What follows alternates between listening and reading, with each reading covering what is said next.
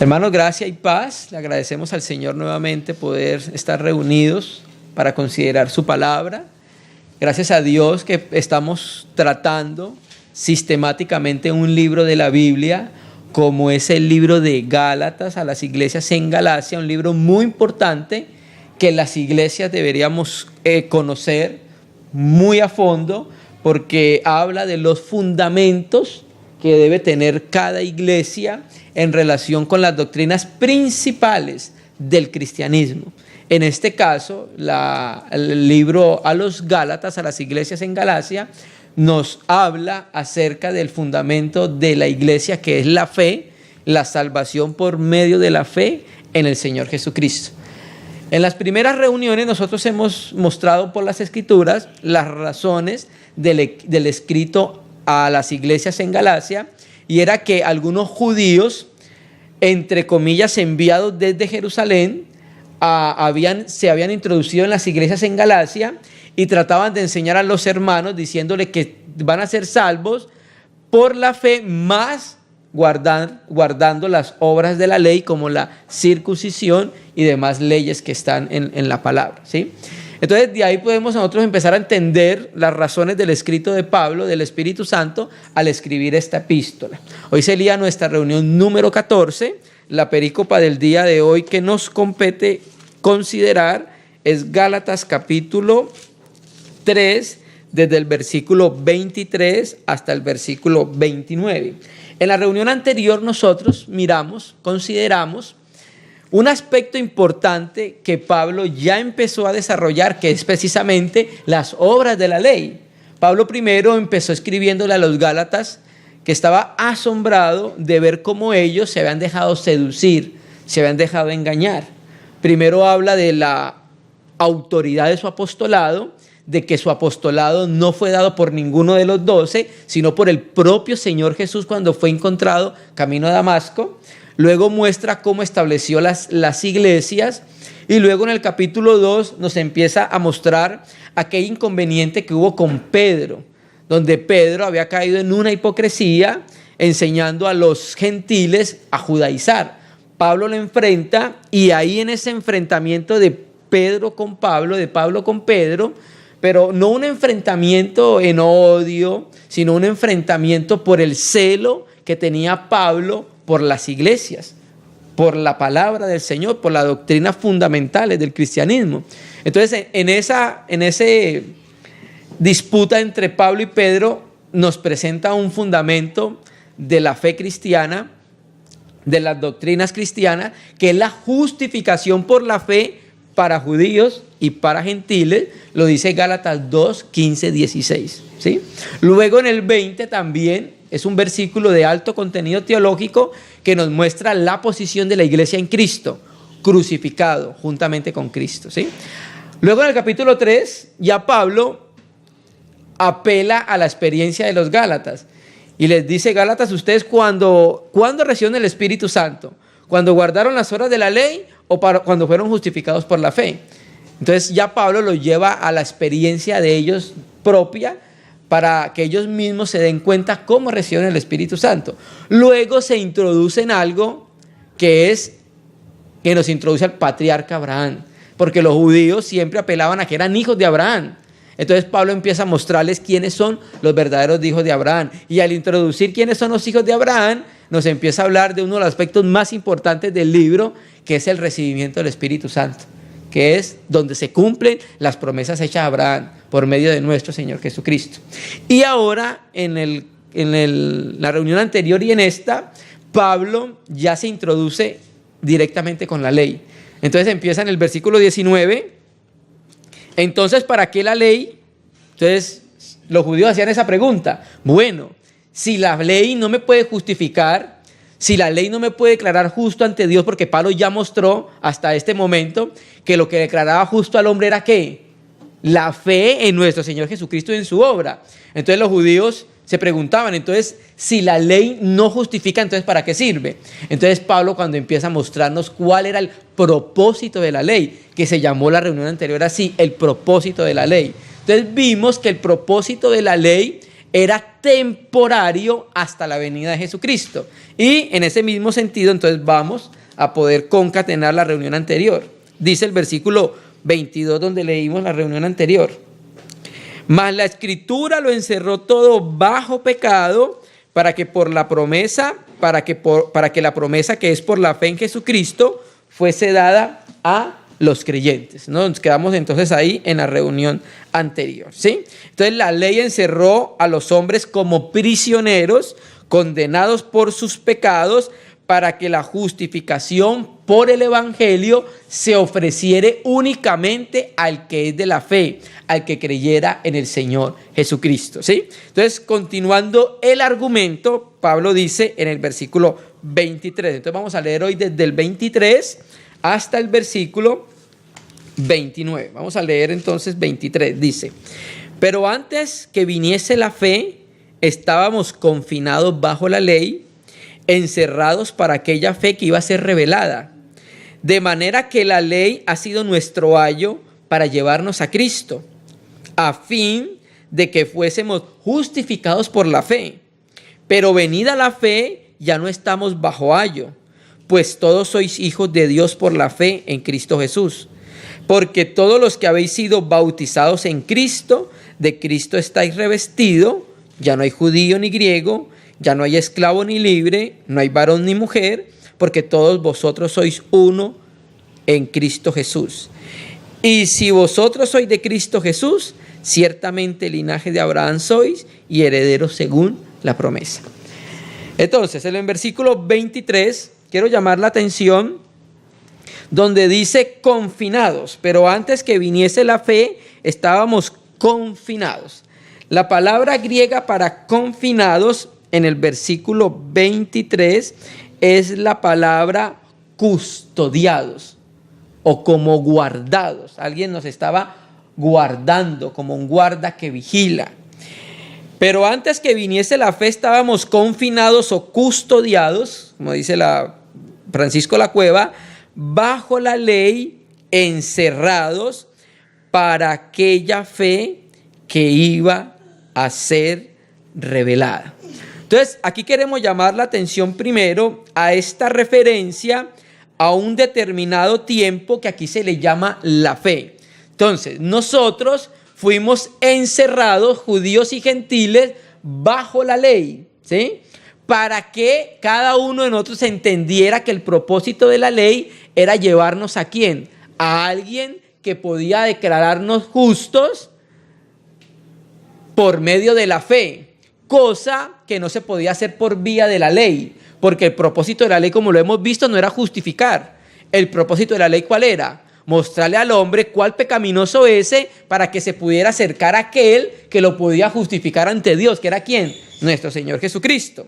Entonces, aquí cuando dice, pero antes que viniese la fe, se trata de un tiempo en que la fe se iba a proclamar de un modo especial con la manifestación de Jesucristo. Y esta fe entonces aquí no hace referencia a la fe salvífica, sino al compendio del mensaje de Cristo, que es el Evangelio, ¿sí? Entonces aquí está hablando de la venida del Evangelio.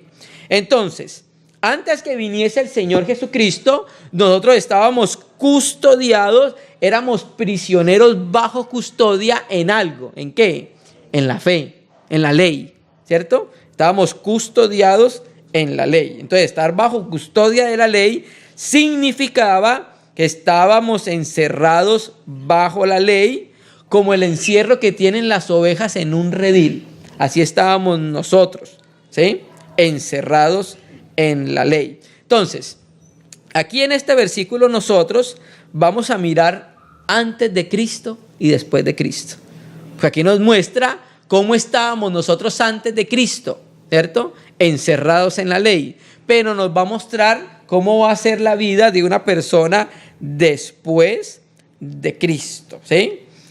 Encerrados para aquella fe que iba a ser revelada, ¿sí? Entonces, esta prisión mantenía a los hombres encerrados. Sin embargo, esa prisión, ese encierro y esa custodia iba a tener un tiempo. ¿Cuándo? cuando viniera el Señor Jesucristo, hasta ese momento, transitoriamente, el hombre iba a ser custodiado por la ley, ¿sí? Entonces, estos versículos nos empiezan a hablar de ¿qué? De la transitoriedad de la ley, que la ley era temporal, porque tenía un cumplimiento hasta que viniera ¿quién? Aquel a quien fueron hechas las promesas. Esta era de la fe, la predicación del evangelio, ya estaba profetizada y contenida en la promesa que Dios le hizo a Abraham. Ya lo hemos leído, ¿cierto? Cuando el Señor le dice que lo justificó y que en su simiente iban a ser bendecidas las naciones de la tierra. Ahí estaba incluida el mensaje de la fe, del cual está hablando aquí el apóstol Pablo. En otras palabras, la era que cumple la promesa a Abraham es la venida de Jesucristo, con el mensaje de las buenas nuevas, con el mensaje del evangelio. Y la fe aquí revelada no es nada más y nada menos que el evangelio. Confirmémoslo en Romanos 1, versículo 16. Romanos 1, versículo 16. Y muy importante que leamos este texto y miremos cuál es el propósito del evangelio. Romanos 1, versículo 16. Porque no me avergüenzo del evangelio. ¿Por qué? Porque es poder de Dios para salvación a todo el que cree. Entonces, ¿sí vemos qué es el evangelio? Entonces, cuando vino el evangelio, el Señor mismo nos muestra que se accede a ese evangelio por medio de la fe. Y el propósito del evangelio era la salvación. El propósito de la ley no era la salvación. El propósito del evangelio es la salvación. El propósito de la ley es mostrar nuestra condición, cómo somos nosotros delante del Señor, para que nos lleve al evangelio donde había alguien que nos iba a dar salvación por medio de la fe. Y mire lo importante de este versículo que nos conecta con lo que vamos a considerar. Poder de Dios para salvación a todo el que cree, al judío primeramente. ¿Por qué? Porque las buenas nuevas fueron anunciadas primeramente ¿a quién? A ellos. Al judío primeramente y al griego. Entonces el evangelio que proclama la salvación y liberación del poder de pecado provee la justificación ante Dios. ¿Cómo? Por medio de la fe. ¿Qué es el evangelio? La predicación de que alguien vino a morir por nuestros pecados. La persona que crea en eso va a ser declarada justa ante Dios y va a entrar en la promesa que Dios le hizo a Abraham. En tu simiente serían bendecidas las naciones de la tierra, y esa bendición iba a llegar a todos los confines de la tierra cuando las personas creyeran en Jesucristo. Entonces recibirían el Espíritu Santo, y ahí entonces sería parte del cumplimiento de la promesa hecha a Abraham, porque la promesa inicialmente se cumple ¿en quién? En la simiente, que es el Hijo de Dios, pero tiene un cumplimiento también en nosotros por medio de la fe. Amén. Volvamos entonces a Gálatas 3, ahorita veamos el versículo 24. Entonces ya sabemos que la ley, antes de que viniese la fe, estábamos custodiados bajo la ley. Estábamos encerrados en ella hasta que viniera nuestro Señor Jesucristo por medio de las buenas nuevas. 3:24. Entonces mire lo que va a decir Pablo. Va a explicar entonces, sigue con la explicación, la disertación del propósito de la ley. De manera que la ley, para los judaizantes que estaban llevando a los hermanos a decirle que el propósito de Dios era la justificación por la ley, les va a seguir aclarando cuál era el propósito de la ley. De manera que la ley ha sido nuestro ayo para llevarnos a Cristo, a fin de que fuésemos justificados por la fe. Quiero leer la versión de la Biblia Bover Cantera, porque nos translitera lo que dice la palabra en griego. Versículo 24. De manera que la ley ha sido pedagogo nuestro con vistas a Cristo, para que por la fe seamos justificados. Y el interlineal de Francisco La Cueva pues dice lo mismo, pedagogo. Entonces, aquí ya Pablo lo que está haciendo, mostrando la inferioridad de la ley en relación con la fe, primero nos lo muestra con una figura. ¿Cuál? Utiliza el lenguaje del pedagogo. De manera que la ley ha sido nuestro pedagogo, nuestro instructor para llevarnos a Cristo. ¿Sí ven? Entonces cada vez vamos entendiendo el propósito de la ley. Si un judío conociera el libro de Gálatas e hiciera un estudio sistemático de él, no le quedaría otra opción más que rendirse a la luz de la revelación del Espíritu Santo y decir, sí, definitivamente las obras no justifican a ninguna persona. Y la ley es temporal. Y la ley tenía un propósito. Nos estaba instruyendo hasta que viniera a quien se le hicieron las promesas. ¿Quién? El Hijo de Dios. ¿Sí? Entonces, ¿qué era un pedagogo en el tiempo de los romanos y de los griegos? El pedagogo era un esclavo de confianza. En los hogares de los griegos y romanos, los que eran adinerados, para encargarse de los muchachos entre 6 y 16 años de edad. Ellos actuaban como guardianes, cuidando de ellos, disciplinándolos. Su trabajo era vigilarlos en el hogar y llevarlos a la escuela, ¿sí? Entonces, este trabajo que hacía el pedagogo, Pablo lo utiliza como ejemplo para mostrarlos que ese era el trabajo que hacía la ley. ¿Se me entiende? Entonces, la ley fue nuestro pedagogo, nuestro instructor para llevarnos a alguien. Entonces, ahí estamos viendo que la ley era temporal. Ya llega un momento en que el muchacho crecía, era mayor de edad, no necesitaba pedagogo. ¿Sí me entiendes? Es como un ejemplo cuando una persona tiene un compromiso y necesita llevar un vestido bien particular, por ejemplo, un matrimonio. Esa persona necesita un matrimonio y necesita un vestido acorde para ese momento. Entonces compra el vestido para ese momento, pero no lo va a utilizar todos los días. Solamente el vestido era utilizado para ese momento necesario. De la misma manera la ley. La ley fue utilizada transitoriamente y nos estaba apuntando y nos estaba instruyendo a algo más. Lo que pasa es que los fariseos, los saduceos, los intérpretes de la ley, los escribas de la ley no vieron a qué estaba apuntando la ley. La ley estaba apuntando claramente a Jesucristo. Eso lo vio Moisés, eso lo vio David. Todos los antiguos escritores de la Biblia lo vieron y sabían que la ley estaba apuntando a algo más. Pero vinieron entonces los judaizantes, los fariseos, y dijeron, no, la ley no está apuntando a nadie, la ley es eterna, la ley no tiene un cumplimiento y no lleva a nadie. La ley en sí misma es la vida y justifica. Pero la carta a los Gálatas, que nos muestra el rabí Pablo, completamente diferente, ¿cierto?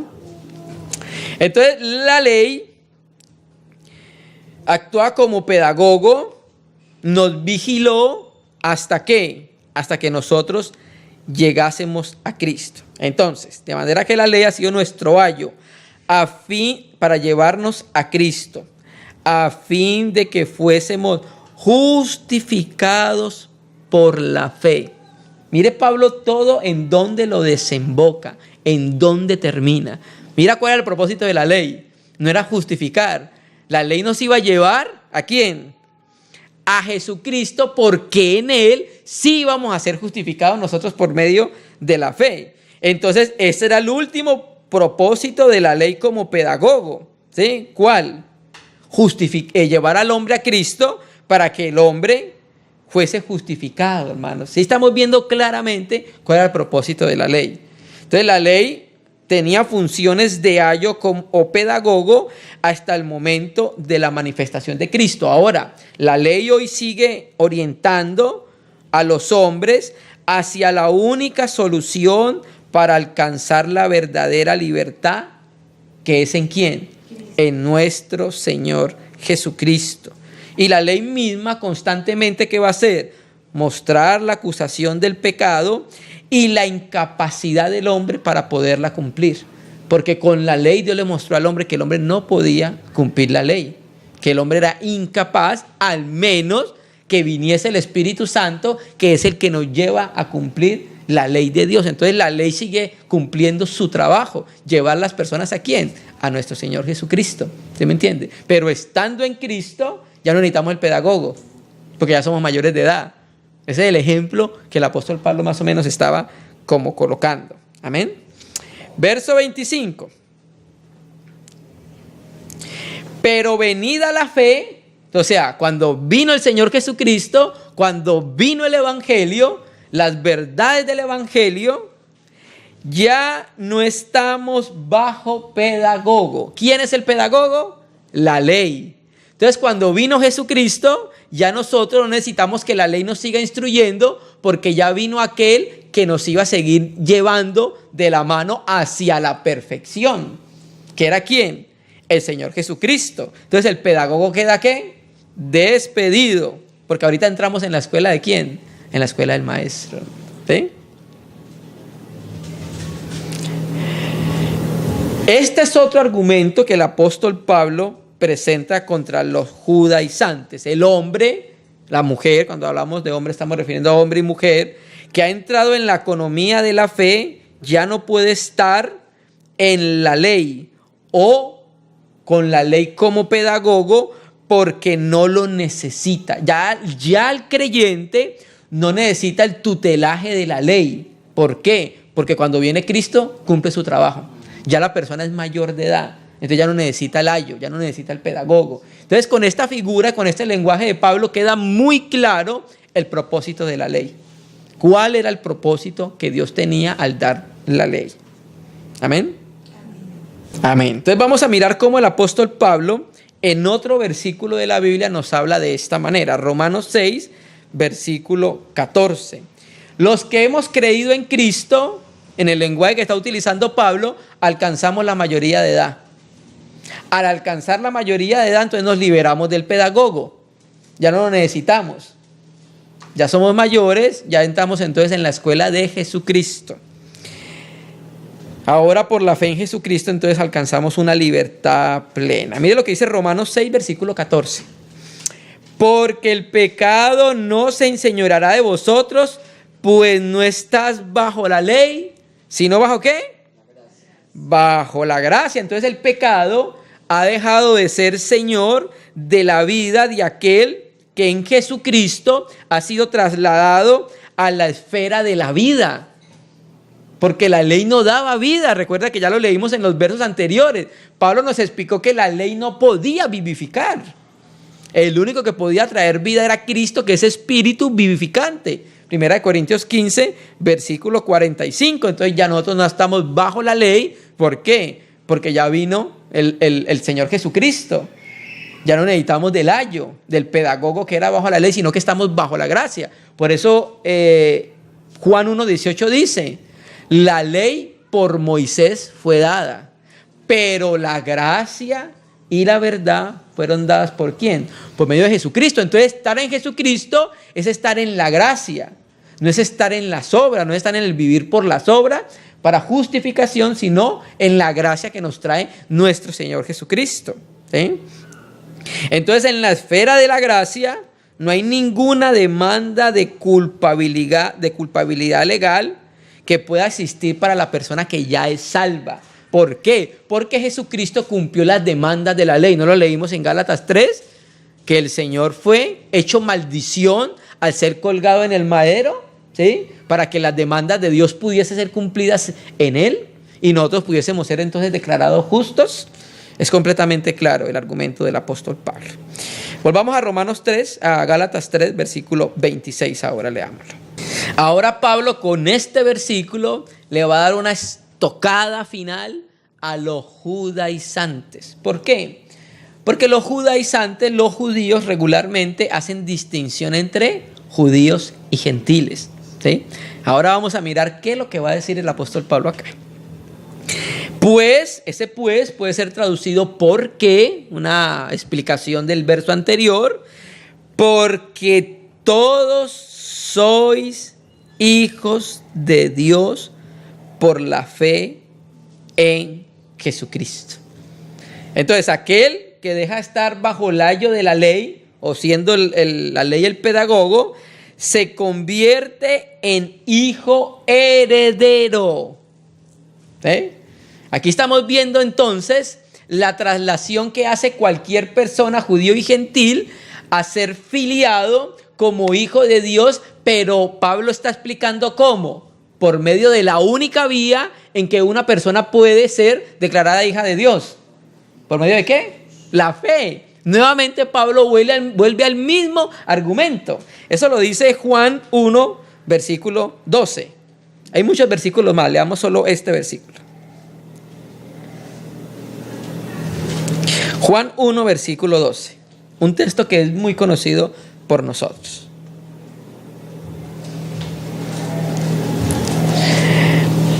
Amén, hermano. Tenemos Juan 1:12. Mas a todos los que le recibieron, a todos los que creen en su nombre, les dio la potestad de ser hechos hijos de Dios. Lo mismo que dice Juan, lo está diciendo Pablo.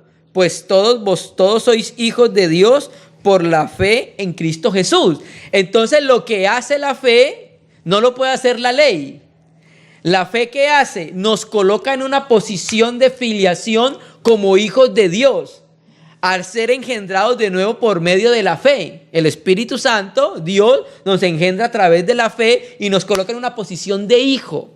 La ley no lo podía hacer, porque el propósito de la ley no era colocar a las personas en una posición como hijos de Dios. El único que podía hacer eso era Cristo al cumplir su obra, el Espíritu Santo. Al engendrarnos Dios de nuevo por medio de su Espíritu. Y al engendrarnos de nuevo tenemos entonces la naturaleza del Padre. Y por eso dice entonces Pedro, somos participantes de la naturaleza divina, porque fuimos filiados como hijos, hermano.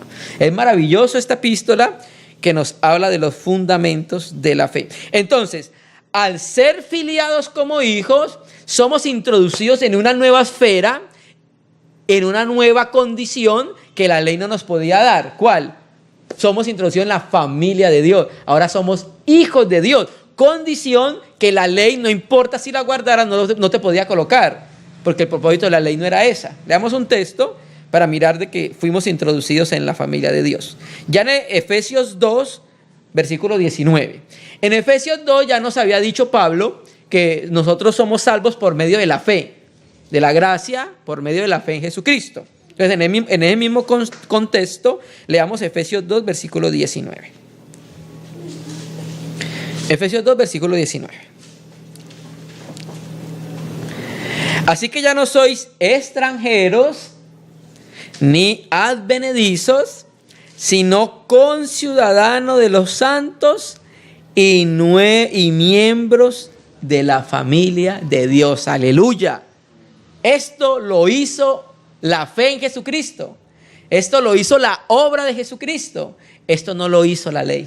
La ley no podía introducirnos en la familia celestial, pero en cambio la fe en nuestro Señor Jesucristo, sí. Entonces, a causa de esta nueva relación como hijos de Dios, el custodio, que es el ayo, el pedagogo, había hecho sus funciones, ahora se retira para permitir una relación de experiencia de padre e hijo, de nosotros con Dios, relación que no nos podía dar la ley. ¿Usted me entiende? Porque la ley solamente nos custodiaba, nos estaba llevando al Señor Jesucristo, pero ahora Cristo nos introduce una nueva relación experimental con Dios de padre e hijo. Y a causa de eso ya podemos decir, Abba, Padre.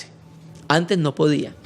Pero ahora por medio de la fe y de la obra de Cristo, a través del Espíritu Santo, nosotros podemos decir, Abba Padre, y entramos en una experiencia de relación con Dios. ¿A través de quién? De la obra de Jesucristo. Amén.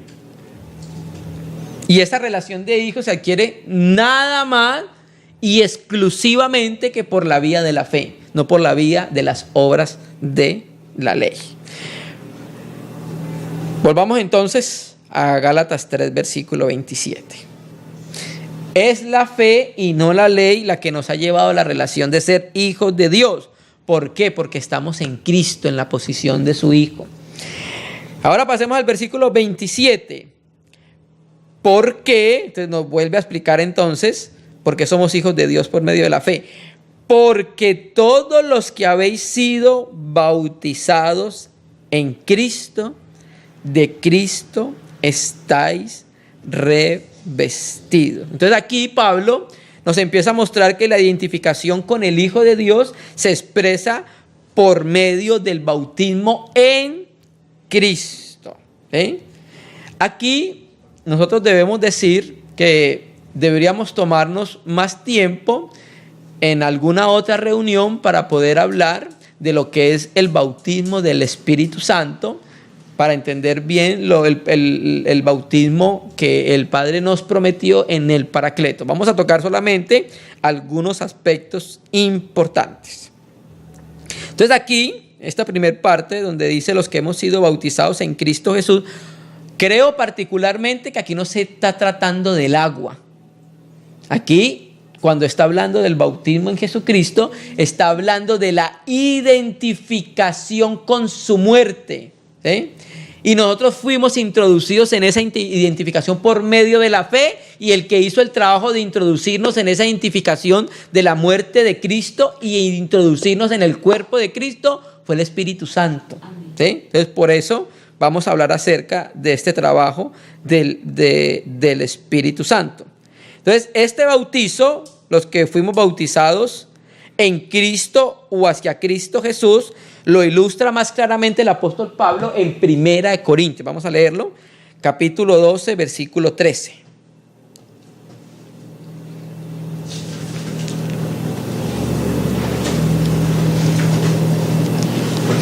Primera de Corintios 12, versículo 13. Viene hablando de la obra precisamente del bautizo del Espíritu Santo.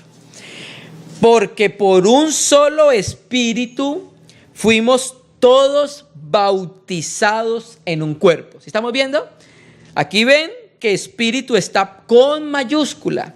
Entonces, aquí estamos viendo nosotros que el Espíritu Santo nos ha introducido en la esfera de la identificación con el cuerpo de Cristo. Al introducirnos en esa esfera, nos introduce en el mismo cuerpo de Cristo. Y la Escritura dice que esa introducción se llama bautizo en Cristo. Porque por un solo Espíritu fuimos todos bautizados en un cuerpo. Sean judíos o griegos, esclavos o libres, a todos se nos dio a beber de un mismo Espíritu. Entonces, todos somos uno en Cristo, formando un único organismo que es el cuerpo de Cristo, cuya unidad está y se produce cuando estamos ¿en quién? En Jesucristo. Por eso es que ahora la Biblia dice que la iglesia es el cuerpo de Jesucristo, porque el Espíritu Santo nos introdujo en esa comunión. El Espíritu Santo mismo hizo el trabajo de bautizarnos, introduciéndonos en ese cuerpo. Amén. Pero ese oficio, bautizador del Espíritu Santo, no era conocido en la economía de la ley. En la economía de la ley se hablaba de ser llenos del Espíritu sobre y del Espíritu en, pero no se conocía este lenguaje que trajeron los apóstoles neotestamentarios, que eran ser bautizados en el Espíritu Santo.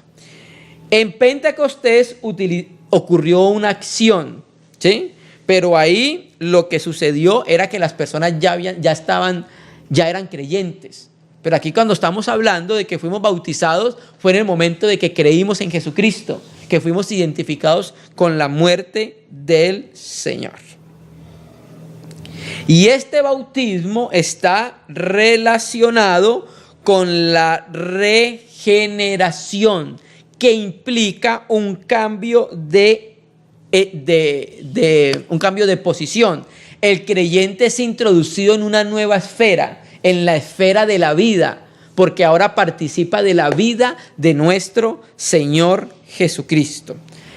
Amén. Entonces vamos a leer un texto acá donde nos va a hablar acerca de eso. Vamos a Colosenses 2, versículo 11.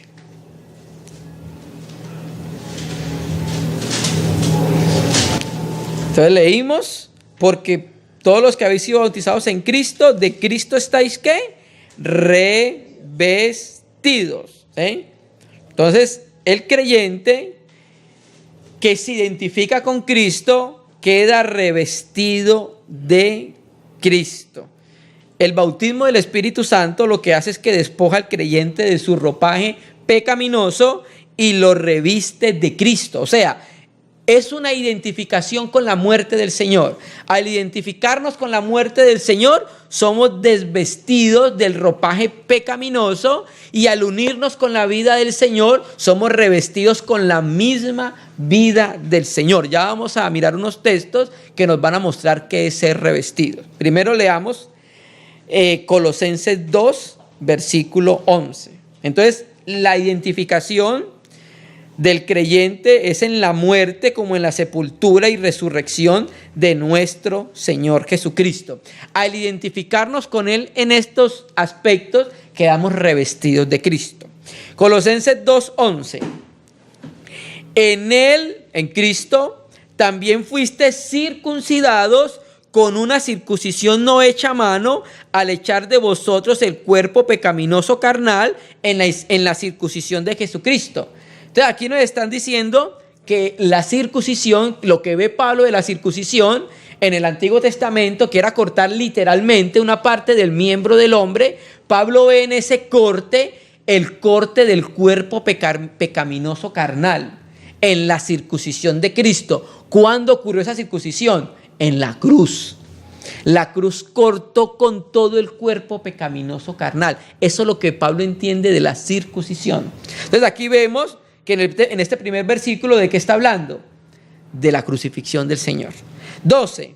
Sepultados con Él en el bautismo, en el cual también fuisteis también resucitados con Él, mediante la fe en el poder de Dios, que le levantó de los muertos. Entonces nuevamente nos vuelve a hablar del bautismo, pero creo firmemente que aquí está hablando desde la muerte del Señor, no el bautizo en agua, porque el bautizo en agua no nos lleva a la muerte con el Señor.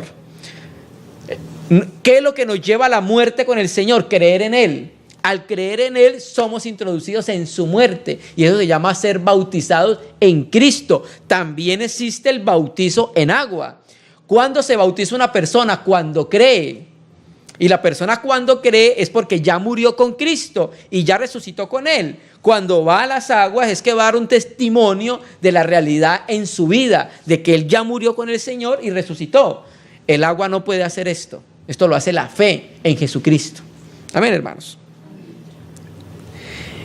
Entonces, esto que el apóstol Pablo está mostrándonos acá en el versículo 27, que estamos revestidos de Cristo y que somos hijos de Dios por medio de la fe, representa un profundo contraste con la vestidura propia de la justificación por las obras, que era la vestidura la cual los judaizantes querían introducir a los hermanos en las iglesias en Galacia, hermano. ¿Sí? Entonces vamos a mirar el contraste con las obras.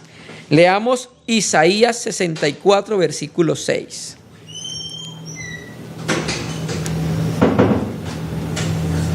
Isaías 64, versículo 6.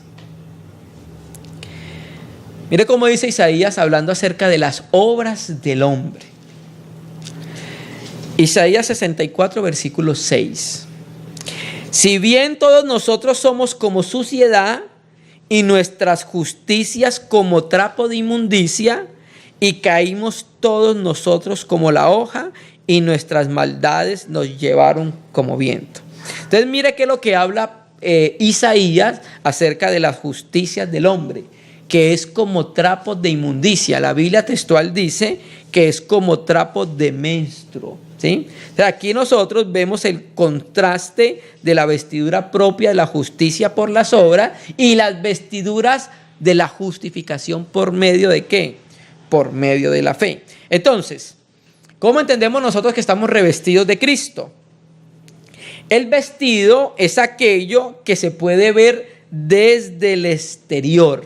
Eso es lo que es el vestido, ¿cierto?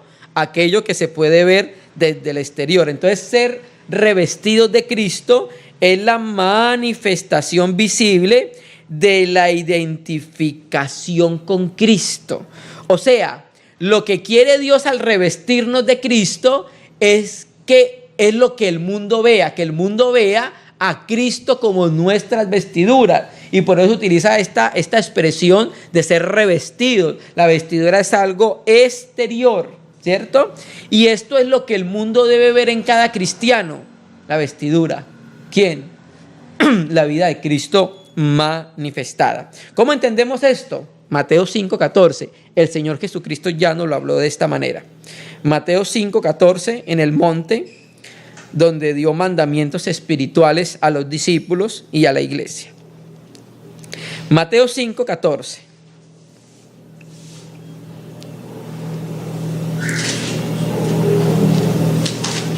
Mateo 5, versículo 14. Vosotros sois la luz del mundo. Una ciudad sentada sobre un monte no se puede esconder, ni se enciende una luz y se pone debajo del almud, sino sobre el candelero y alumbra a todos los que están en casa. Así alumbre vuestra luz delante de los hombres. ¿Para qué? Para que vean vuestras buenas obras y glorifiquen a vuestro Padre que está en los cielos. Entonces, estas obras son como el vestido que manifiestan la realidad de Cristo en el interior. Recuerde que nosotros fuimos revestidos de Cristo por medio de la fe, no por medio de las obras. Entonces, esa es la manera que nosotros podemos entender cómo es que somos revestidos de Jesucristo. Amén.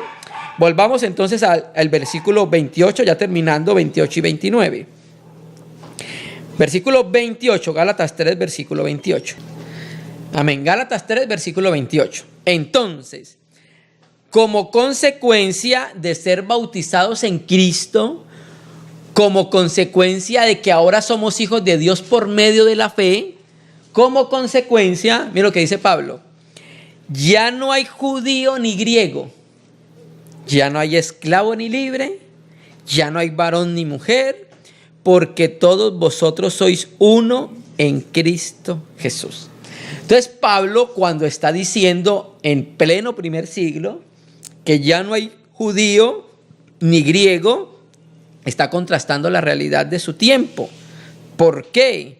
Porque él está empezando señalando la extinción de las diferencias sustanciales entre judíos y gentiles. Cuando lo dijimos ahorita, para los judíos los gentiles eran como perros, eran personas despreciables porque no habían entrado en el pacto de Dios, eran como animales. Y en pleno siglo I, el apóstol Pablo está diciéndonos, en Cristo Jesús ya todos son hijos de Dios por medio de la fe, y por eso ya no hay judío ni griego. ¿Sí? ¿Por qué? Porque la justificación por la fe hace que todos sean iguales ante los ojos de Dios. Esa es la razón. Vamos a leerlo, confirmémoslo en Efesios 2, versículo 14. No es que los judíos consideraban a los gentiles inferiores a ellos porque no eran de la descendencia de Abraham, y ahora Pablo está diciendo que todos son descendientes de Abraham por medio de la fe. Efesios 2:14, mire cómo dice Efesios. Porque Él es nuestra paz, que de ambos pueblos hizo uno, derribando la pared intermedia de separación, aboliendo en su carne las enemistades de la ley de los mandamientos expresados en ordenanzas, para crear en sí mismo de los dos un solo y nuevo hombre, haciendo la paz, y mediante la cruz reconciliar con Dios a ambos. ¿Cuál era ambos? Judíos y gentiles, en un solo cuerpo, matando las enemistades. ¿Sí vemos? Entonces la obra de Jesucristo en la cruz derribó esa pared que creaba separación entre judíos y gentiles, ¿sí? Separación que hacían los judíos, porque ellos decían que ellos eran el pueblo de Dios, como descendiente de Abraham, como el único pueblo de Dios, ¿sí? Por tanto, entonces Pablo está enseñando que los gentiles iban a entrar el pacto de Dios mediante el cumplimiento mediante creer por medio de la fe. Los judíos hacían prosélitos tratando de que los hebreos, los helenos, aquí donde dice ya no hay griego, ya no hay judío ni griego, ahí dice en el griego es helenos. Ellos utilizaban ese término para referirse a todos los gentiles, ¿sí? Entonces ellos, los judíos, hacían prosélitos, tomaban los helenos, los circuncidaban y los llevaban a guardar la ley. ¿Para qué? Supuestamente con guardar la ley podían entrar en el pacto de Dios, ¿sí? Y así fueran judíos por medio de la circuncisión y el cumplimiento de la ley. Pablo nos muestra entonces que todo esto termina en la economía de la fe, puesto que por la misma fe y en la misma forma, tanto judíos como gentiles van a ser declarados justos, ¿sí? Dios entonces no hace acepción de personas. El que quiera acercarse a Él por medio de la fe, el Padre lo va a recibir, porque Cristo murió por todos los hombres para que todos pudieran tener acceso ¿a qué? A la fe, ¿sí? F.F. Bruce dice: el Evangelio libre de la ley situó ambas comunidades en un mismo nivel ante Dios, de modo que en Cristo no hay judío ni griego. Qué precioso, ¿cierto? El Evangelio de nuestro Señor Jesucristo.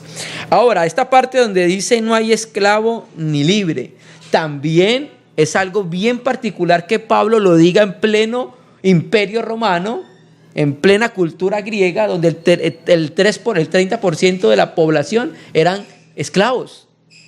¿Sí me entiendes? Para los griegos o los romanos, los esclavos eran meros objetos vivientes en aquella sociedad. Pero resulta que Pablo está acabando las distinciones sociales. O sea, no que no existan esclavos, sí, pero Pablo lo está diciendo, tanto el esclavo como el amo son lo mismo delante del Señor. Delante de Dios ya no hay esclavo ni libre. El caso lo tenemos en Onésimo y Filemón. ¿Recuerda que hablamos acerca de Onésimo y Filemón cuando hablamos cumple tu ministerio? Filemón era el dueño de Onésimo, Onésimo era su esclavo. Pablo le dice recíbalo, pero ya no como un esclavo. O sea, sigue siendo su esclavo, pero ahora ya recíbalo en Cristo Jesús. Entonces Pablo en pleno siglo I está diciendo eso. Y luego dice, no hay varón ni mujer. En aquella sociedad, en ese entorno, los hombres o el varón consideran a la mujer de menor rango, ¿sí? Pero al pasarlo al plano de la salvación, estamos en una igualdad de condiciones. Dios, cuando va a salvar a una persona, Dios no dice si es hombre o mujer. Bueno, si es hombre lo salvo, si no es mujer no la salvo. No, Dios salva a la persona, no importa si es hombre o mujer, si es esclavo o libre, si es judío o griego, si es gentil. La salvación está asequible para el que quiera. Amén. Pero aunque en este texto se habla del cese de toda distinción entre hombre y mujer, todavía en la iglesia se mantienen diferencias. En el seno de la iglesia sí hay diferencias en relación con el gobierno, pero en relación con la fe no hay diferencia. Porque hay muchos que utilizan este versículo para hablar de los ministerios de autoridad en la mujer, de la mujer en la casa de Dios. Pero aquí está hablando de la fe, no está hablando de ministerios, ¿sí? Ya sabemos nosotros que la Biblia más adelante nos dice cuál es el rol de la mujer en la iglesia y el rol del hombre, hermano. Amén.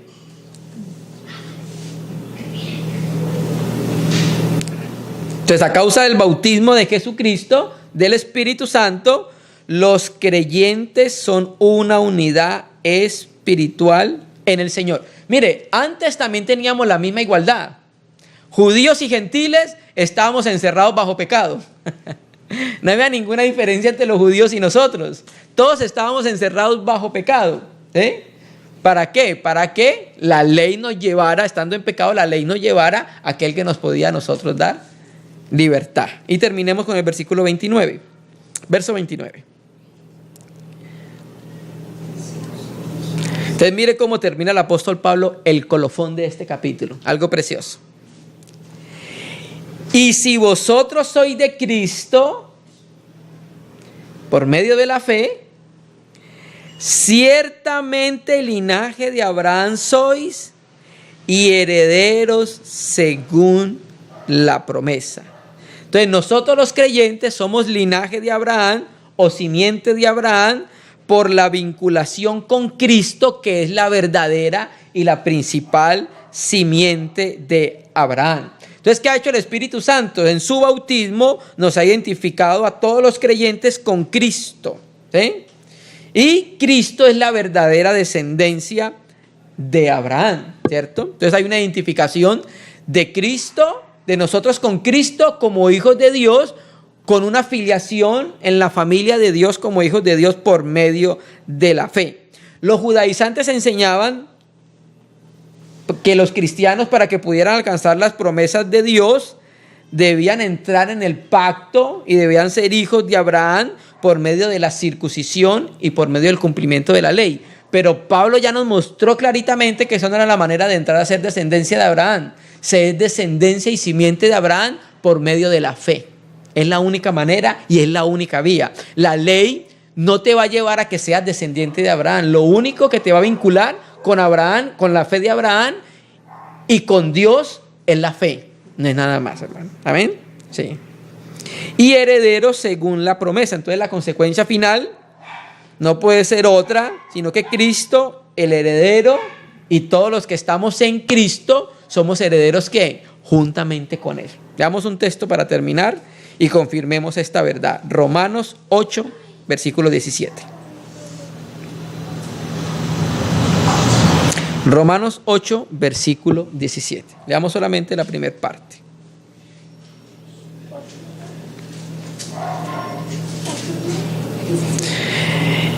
Romanos 8, 17. Y si hijos, también herederos. Herederos de Dios y coherederos con Cristo. ¿Sí ves? O sea, los judaizantes estaban empeñados en que los cristianos alcanzasen la promesa por medio de las obras. Pero Pablo nos aclara por el Espíritu Santo que las promesas se alcanzan por medio de la fe, no por medio de guardar la ley.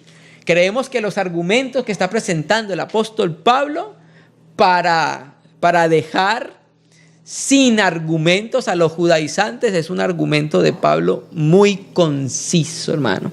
Deja sin fuerza a los judaizantes para que ellos no tengan manera de seguir colocando a los hermanos bajo la ley. Nosotros esperamos que la carta, cuando la recibieron las iglesias en Galacia, hubiera tenido el efecto que el Espíritu Santo quería que tuviese. Y esperamos que en nosotros, entonces, la palabra pueda ser arraigada y podamos entender la economía y las razones de Dios. Porque Dios inspiró a los hombres a escribir lo que escribió y sobre todo esta carta tan importante que nos habla de los fundamentos de la fe. La justificación por la fe, fundamentos de la iglesia. Amén. Entonces vamos a orar al Señor, vamos a agradecer este tiempo que pudimos compartir. Ya vamos a pasar entonces a la mutualidad. Y vamos a agradecerle al Señor que podemos, gracias al Señor, poder considerar estos aspectos tan importantes de su economía.